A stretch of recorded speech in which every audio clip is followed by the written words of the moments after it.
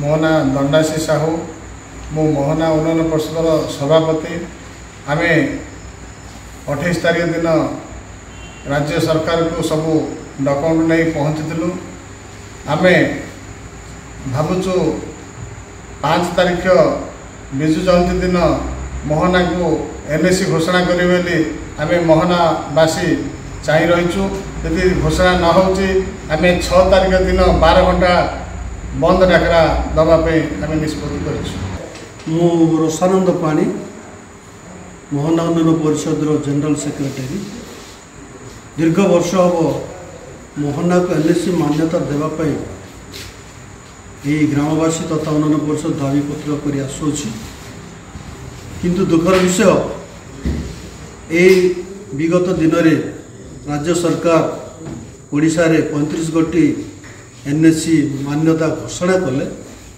गजपति जिलार मोहना गोटे सदर महकुमा जोठी जिला हेला पर मध्य गोटे एनएसी रो योग्यता पाई पारला नहीं किंतु एनएसी रो जहाँ सब मानदंड रही से समस्त मानदंड को मोहना सहर मोहना सहर पूर्ण कर तेणुक आम आशा करुँ जहाँ सब आम चैलेंज अच्छी जहाँ सब आवश्यकता रही आम सरकार पाखे आम उपस्थापन करूँ एवं प्रशासन पाखे आम गुहारि करूँ आशा करुँ आगामी दिन मानक से समस्त योग्यता मानदंड को लेकिन यथाशीघ्र मोहना को एनएसी प्रदान कर सहायक हे एवं विजु बाबूर विजु जनता जो स्वप्न रही जे विकासर स्वप्न अर्थनैतिक विकासर स्वप्न ताजपरी मोहना एनएसी उपकृत हो पारे फलप्रद हो पारे से निमंते जत्न आम सचेतन माध्यम मीडिया माध्यम विभिन्न माध्यम सरकार आम उपस्थापन करुँ। जय हिंद।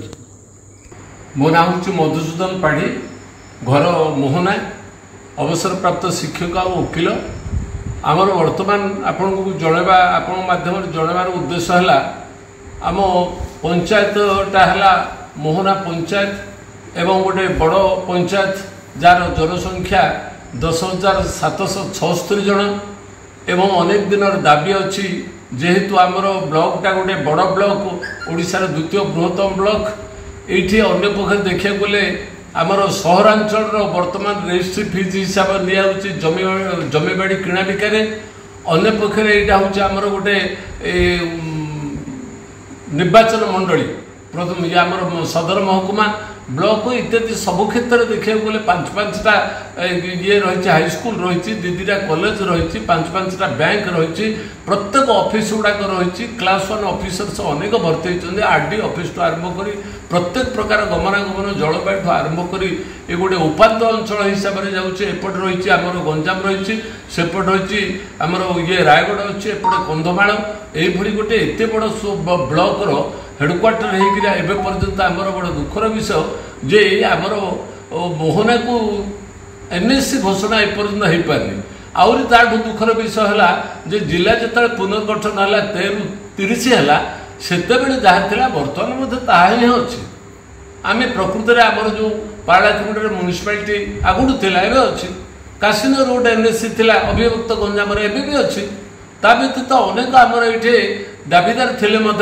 मोहना 1 नंबर दाबीदार हिसाब से आमर एनएससी आमर निहाती दरकार अच्छी विज्ञापित अंचल परिषद दरकार रही जो कि आमर प्रकृत में सबु क्षेत्र में आम आगुआ अच्छु जनसंख्या आरंभ कर प्रत्येक क्षेत्र में आगुआ अच्छु ये आमर प्रतिनिधि मंडल जोटि कि सरकार चिठी प्रकार एवं आमर दाबी प्रकार चिठी देते आम तार उत्तर समस्त को देचु उत्तर आमर प्रतिनिधि दल जाइए उन्नयन परिषद और ग्रामवासी तरफ जाइए आमर जो दाबीपत्र कौन आमर जो चिठीर उत्तर हिसाब से आमर जो दाबीटा रही से दाबी हिसाब से आम सरकार को जनईचु सरकार कहले आमर जो दायित्व अच्छा श्रीजुक्त मानस मंगराज को दिखाई एवं विभागीय मंत्री श्रीमती उषा देवी की दाबीपत्र दिखाई एवं श्रीजुक्त पांड्यान सार को दवापाई समस्त व्यवस्था कर भी पठाई एवं अतनु सब्यसाची महाशय को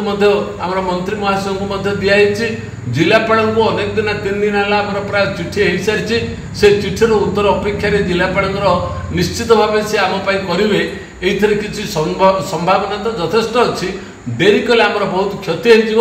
35 କୋଟି NSC ଘୋଷଣା କଲା ପରେ ମଧ୍ୟ ମୋହନା ଆମର ବାଦ ଯେଉଁ ପଡ଼ିଯାଇଛି ନିଶ୍ଚିତ ଭାବେ ଭରସା ଅଛି, ମୁଖ୍ୟମନ୍ତ୍ରୀଙ୍କ ଉପରେ ଭରସା ଅଛି, ଆଉ ଯେଉଁମାନେ ଦାୟିତ୍ୱରେ ଅଛନ୍ତି ଭରସା ଅଛି।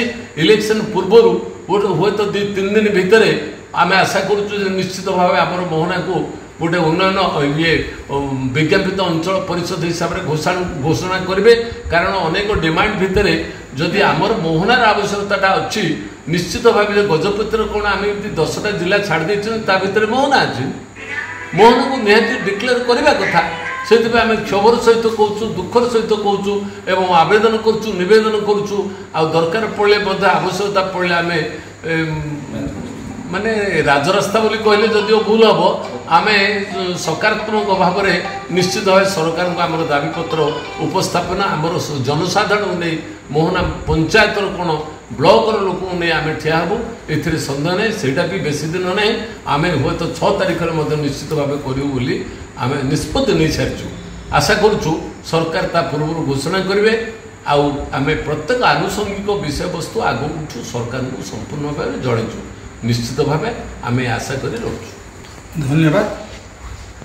ମୁଁ ମାର୍ଶାଲ ନାୟକ, ମୋହନା ଗ୍ରାମ ବାସିନ୍ଦା, ମୋହନା ସହର ବାସିନ୍ଦା। ଆଜ ଦିନ ପର୍ଯ୍ୟନ୍ତ ଓଡ଼ିଶା ସରକାର ମୋହନାକୁ ଅନେକ ସୁବିଧା ସୁଯୋଗ ଦେଇଛନ୍ତି। ମୋହନାର ଗୋଟେ ପଞ୍ଚାୟତ ସମିତି ଅଛି, ଏଇଟା ଗୋଟେ ବ୍ଲକ ହେଡ଼କ୍ୱାର୍ଟର, ଏଠି ହସ୍ପିଟାଲ ଅଛି, ଏଠି ହାଇସ୍କୁଲ ଅଛି, ଆଉ ଅନ୍ୟାନ୍ୟ ସୁବିଧା ବି ଅଛି, ତହସିଲଦାର ଅଛନ୍ତି। ତଥାପି ଆଜ ଦିନ ପର୍ଯ୍ୟନ୍ତ ଗୋଟେ ଗ୍ରାମାଞ୍ଚଳର ସ୍ଥିତି ଯେଭଳି ଉନ୍ନତିକରଣ କାର୍ଯ୍ୟ ସାଧିତ ହୁଏ ସେଭଳି ମୋହନା ସହରରେ ପରିଣତ ହେଲା ପରେ ମଧ୍ୟ ସେହିଭଳି ସମାନ ସ୍ଥିତିରେ ଅଛି। ଆଉ ସମୟର ଆବଶ୍ୟକତା ମୋହନାକୁ ଏକ ସହର ରୂପେ ଘୋଷଣା କରାଯିବା ଉଚିତ, ଏକ NSC ହିସାବରେ ଘୋଷଣା କରାଯିବା ଉଚିତ। ଗ୍ରାମାଞ୍ଚଳର ଉନ୍ନତି ଅପେକ୍ଷା ସହରାଞ୍ଚଳର ଉନ୍ନତି ଭିନ୍ନ ରକମର। ତେଣୁ ଆଜିର ଆବଶ୍ୟକତା ଅଛି ମୋହନା ପାଇଁ ଗୋଟେ NSC କାଉନସିଲ୍। ଆଜି ମୋହନା ସହରବାସୀ एकजुट होई आम निवेदन करुचु सरकार पाखे, सरकार आमମାନଙ୍କର निवेदन ग्रहण करंतु। एई सहर को एक सहर रूपे गोटे नोटिफाइड एरिया काउंसिल रूपे घोषणा करंतु। आउ से अनुपात रे ए अंचल उन्नति साधन करंतु। शिक्षा, स्वास्थ्य, गमनागमन, व्यवसाय प्रत्येक क्षेत्र में गोटे सहरांचल जो उन्नति घटे से समस्त सुविधा सुजोग उपलब्ध होगापाई आमମାନଙ୍କର दाबी अच्छी। तेणु आम सरकार पाखे बारंबार ये दाबीटा उपस्थापन करुचु। निकट अतीत आमर लोक प्रतिनिधि मैंने जाइए सरकार से दाबी उपस्थापन कर निवेदन करुचु सरकार जिते शीघ्र आम प्रदान करेंगे। आम मोहना सहरवासी विशेष कृतज्ञ रहबू। निवेदन। जय हिंद। मु पंचानंद दास, मोहना प्रेस क्लब सभापति।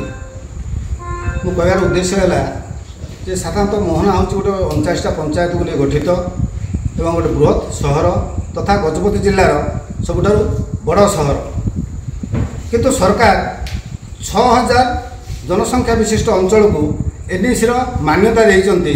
किंतु मोहना भली गोटे वाणिज्यर पेंठ तथा समस्त सरकारी कार्यालय एठारे उपलब्ध थिले मध्य एवं लोकसंख्या 10,000 ऊर्ध्व थिले मध्य सरकार आम प्रति गम्यात्मक मनोभाव करिसंती। कहीं बहु दिन तलू आम 2टा दाबी थिला राज्य सरकार पाखे। गोटे हूँ आमर NSC मान्यता तसहित मोहना को सब डिविजन करवा, किंतु ताहा सब कागज कलम रही जाइए। एणु आम चाहूँ साधारणतः मोहना अंचल तसहित आम सांबादिक विभिन्न संगठन मानकर मतामत अनुसार आम चाहूँ जे मोहना को NSC मान्यता दि जाऊ एवं सहरर समस्त प्रकार सुविधा किभली भाव में उपलब्ध हम, मोहनार किभली भाव में उन्नति साधित हो पार से सरकार ध्यान दिंतु।